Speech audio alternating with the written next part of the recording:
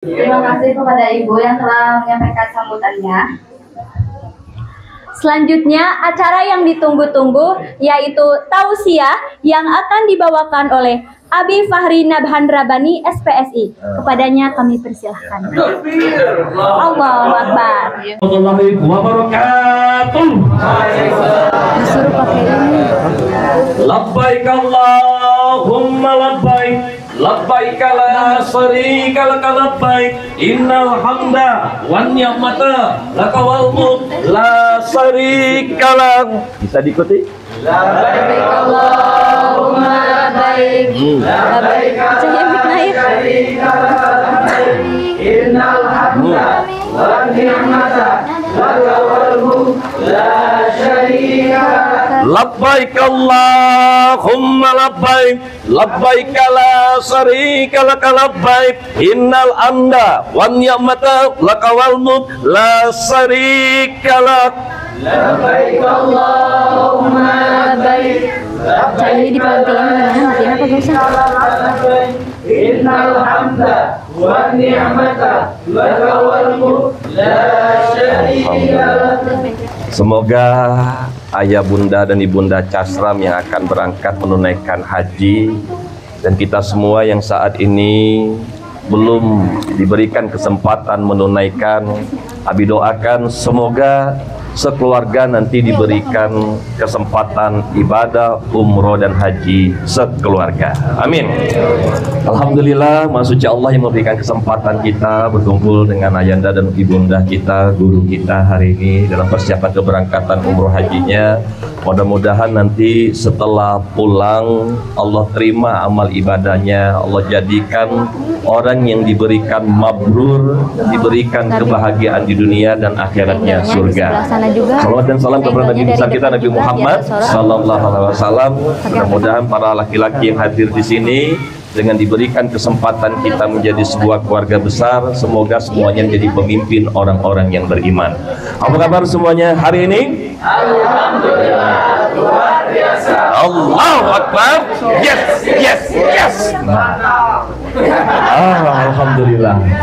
Adinda semua, para guru, para adinda, para sahabat, para santri, peradaban yang hadir menemani hari ini. Pertemuan hari ini bertemakan tentang umroh dan haji, dan semua orang yang menunaikan ibadah umroh dan haji itu pengen mendapatkan mabrurnya. Tapi bagaimanakah ciri-ciri umroh dan haji yang mabrur itu? Ternyata dulu Abi tulis buku Mabrur Sebelum ke Baitullah. Ciri-ciri mabrur itu yang pertama, setelah pulang itu semangat ibadahnya semakin hari semakin meningkat. Jadi kalau orang-orang yang memang pulang dari tanah suci diterima amal ibadahnya mabrur, maka semangat ibadahnya akan semakin meningkat. Yang kedua, ciri mabrur itu di mana ketika menjalani kehidupan setelah pulang dari tanah suci, pribadinya semakin zuhud, sederhana, tidak lagi tertarik perhiasan dunia, jabatan, kedudukan, kehormatan, itu menjadi sesuatu bukan lagi skala prioritas. Yang ketiga, ciri mabrur itu bahasanya semakin santun, tidak akan mungkin lagi melukai perasaan orang lain. Yang keempat, ciri mabrur itu dia semakin semangat untuk bersedekah, membantu orang-orang yang berada di sekitarnya. Ada berapa? Ada 4 ciri umroh haji yang mabrur. Yang pertama, semangat ibadahnya semakin meningkat. Ya, saya tidak sebut semakin jauh meningkat, oh tidak, tapi semakin meningkat. Yang kedua tadi apa? Semakin zuhud. Mudah-mudahan kalau Pak Casram udah kelihatan zuhud banget hari-harinya gitu ya. Masya Allah. Tapi doakan ya, mudah-mudahan anak keturunan juga menjadi pribadi yang semakin zuhud dalam perjalanan hidupnya. Yang ketiga, Masya Allah. apa yang ketiga? Semoga Bahasanya semakin santun. Abi doakan Pak Casram karena memang selama ini hubungan kita mendalam gitu ya. Abi doakan Pak Casram semakin menjadi seorang suami yang makin lembut, makin sayang sama istri, karena sebaik-baiknya laki-laki adalah yang paling baik dengan istrinya. Yang keempat,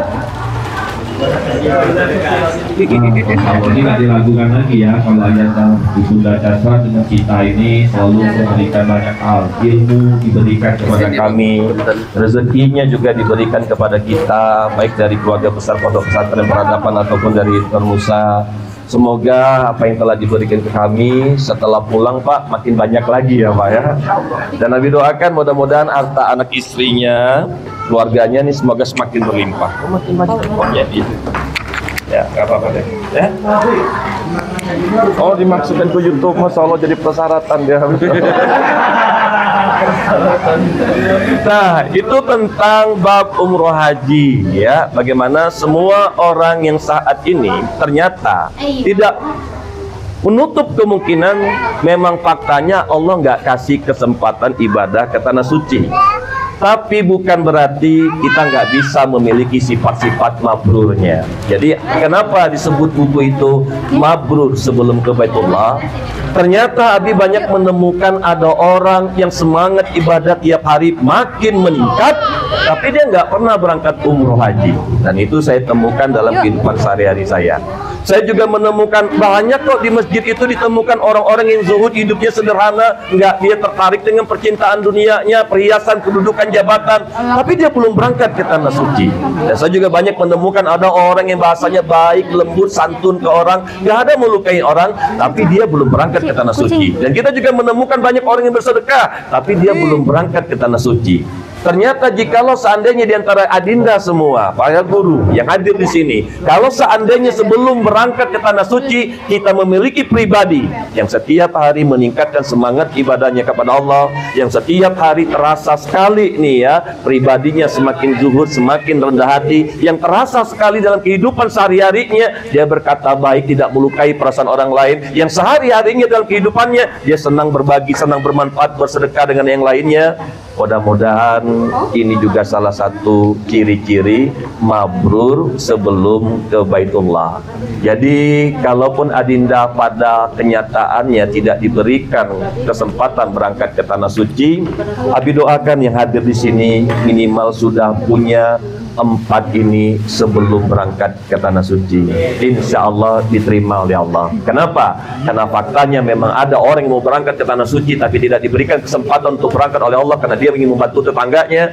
Ternyata walaupun dia tidak berangkat, maka dia juga yang dijadikan sebagai orang yang mabrur hajinya. Jadi jangan pernah bersedih kalau seandainya fakta kenyataan ada di antara kita tidak diberangkatkan ke tanah suci, tapi boleh jadi nanti dari anaknya, boleh jadi nanti dari menantunya, boleh jadi nanti dari orang-orang yang mengenal beliau. Dan semoga yang hadir hari ini niatnya ada dulu. Ada niatnya enggak nih?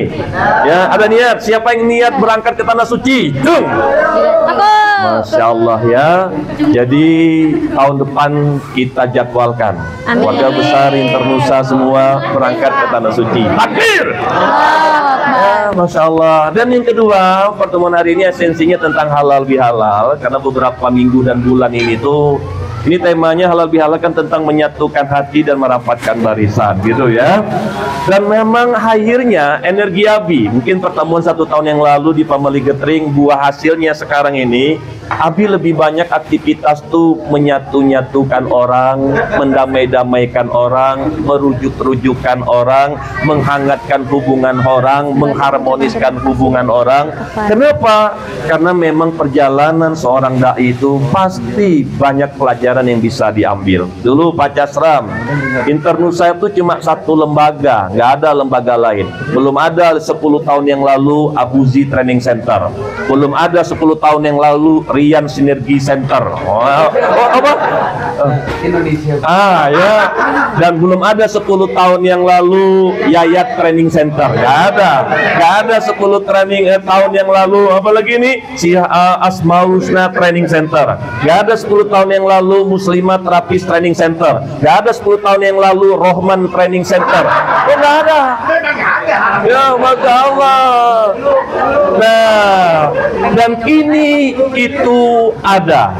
Tentunya gaya pemimpinan Abi nggak mungkin sama kayak dulu, karena sekarang telah terlahir pemimpin-pemimpin baru. Dan menyikapi para pemimpin gak bisa lagi dengan satu gaya kepemimpinan.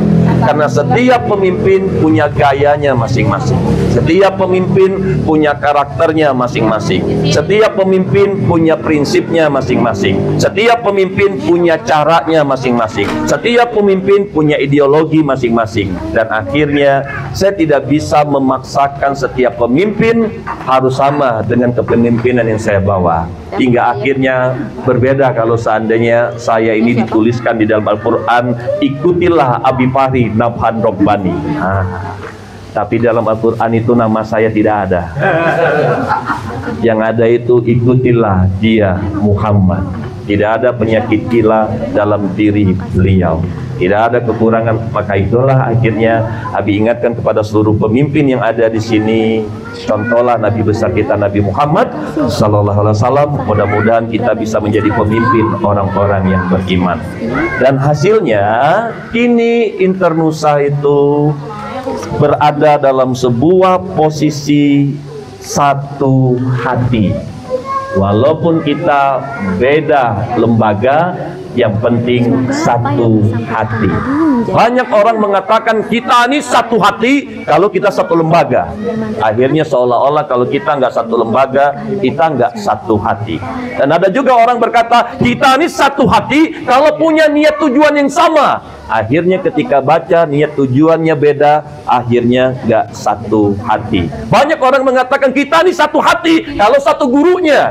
Akhirnya beda guru, akhirnya mengatakan tidak satu hati. Dan itulah perpecah belahan yang terjadi di luar sana. Banyak orang menginginkan yang disebut satu hati itu kalau kita sama. Tapi kalau kita beda, kita nggak satu hati. Nah inilah yang membuat kondisinya Abi semakin semangat menyatukan umat Islam di Indonesia khususnya. Karena apapun alasan Anda, mau Anda beda lembaga, mau Anda beda niat tujuan, mau Anda beda visi misi, mau beda gaya Anda, mau beda karakter Anda, mau beda gaya entertain Anda, yang jelas Muslim itu bersaudara. Sekali bersaudara, saudara selamanya. Jadi walaupun Rohman sudah punya lembaga training sendiri, tetap dengan Nabi satu hati.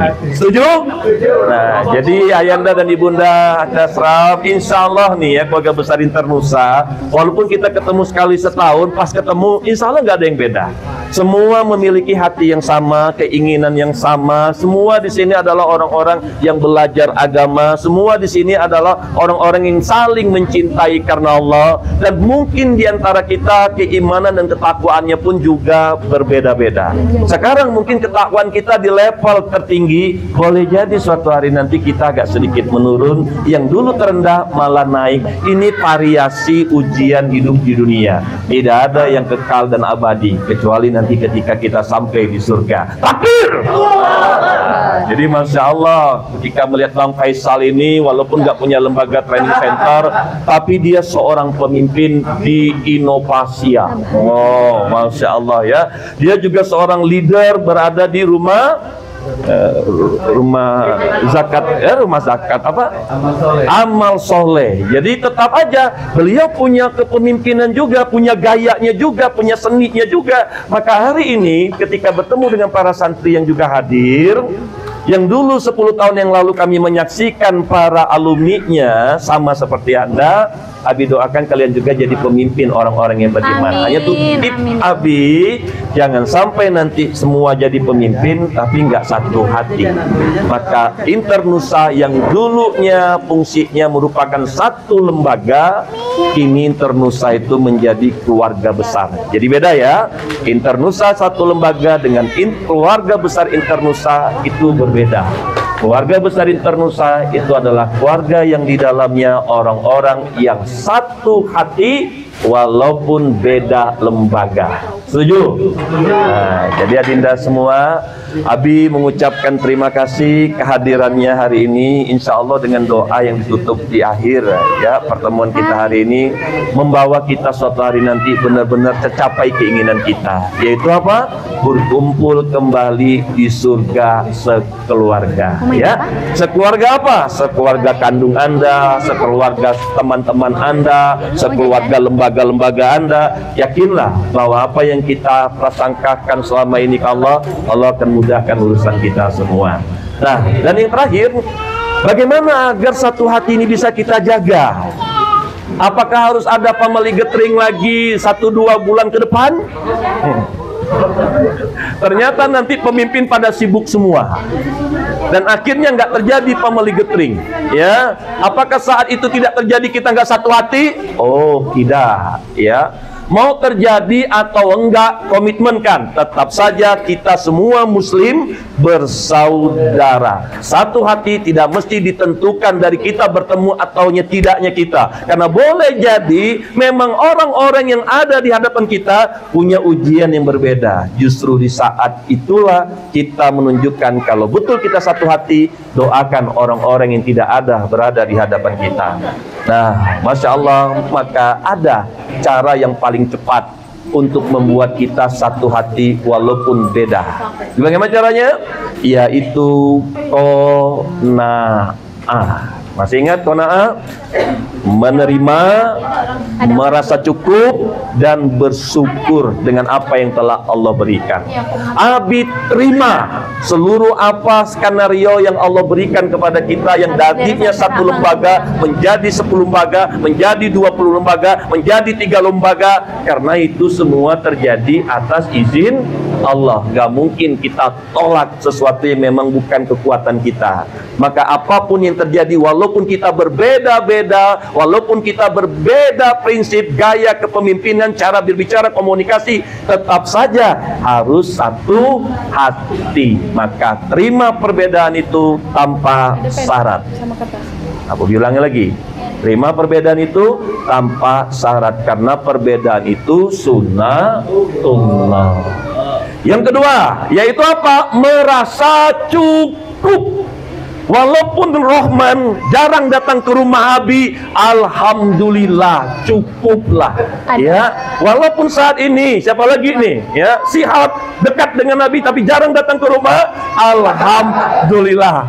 Intinya jangan pernah sampai kita merasa seolah-olah nggak didatangi, kita merasa sedih lagi, kita merasa kecewa lagi, hingga akhirnya yang terjadi dengan Abi ini dapat dilakukan kepada orang lain yang seolah-olah harus orang itu selalu ada. Karena yang selalu ada itu bukan Rahman, bukan Sihab, tapi Allah. Ya, mudah-mudahan adinda semua dalam kondisi apapun ujian Anda, Allah bersama dengan Anda merasa cukup dengan apa yang Anda miliki saat ini. Dan yang ketiga, untuk membuat kita satu hati itu jangan lupa bersyukur. Jadi Abi bersyukur betul Allah masih berikan ini keluarga besar. Banyak orang-orang di luar sana tidak memiliki keluarga seperti ini, tapi ternyata mereka lebih satu hati. Ya, seperti orang angkot aja, mereka tuh satu hati, masih mau memudahkan urusan saudaranya. Akhirnya mereka mengalah. Apalagi kita ini orang-orang dalam dunia dakwah. Karena siapapun yang memudahkan urusan saudaranya, Allah akan mudahkan urusannya. Dan siapapun yang berbuat baik, kebaikan itu kembali pada dirinya. Jadi saya sangat bersyukur sekali dengan perbedaan yang ada dalam kehidupan kita, karena perbedaan itu membuat kita makin dewasa. Perbedaan itu membuat kita semakin mengenal Allah. Perbedaan itu membuat kita meningkatkan kualitas ketakwaan kita, hingga akhirnya kita bisa menerima apapun yang Allah buat dalam hidup kita. Kita bisa merasa cukup dengan apa yang telah Allah berikan dalam hidup kita, dan kita bisa bersyukur. Karena inilah solusinya. Dengan kau bersyukur, maka Allah akan tambahkan nikmatnya.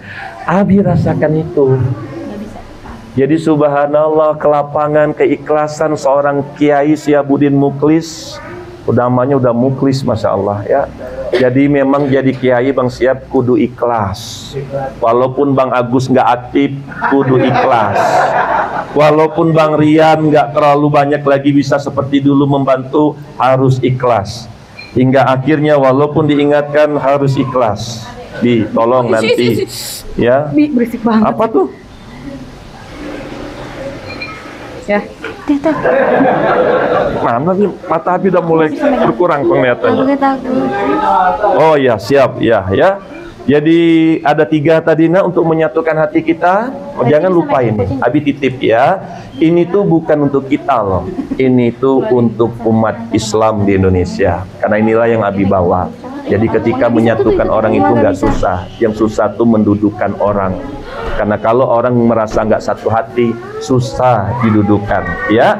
Hingga akhirnya, kalaupun dulu pernah retak kaca itu, selama dia tidak pecah, dia masih bisa bersama. Betul Bang Rian?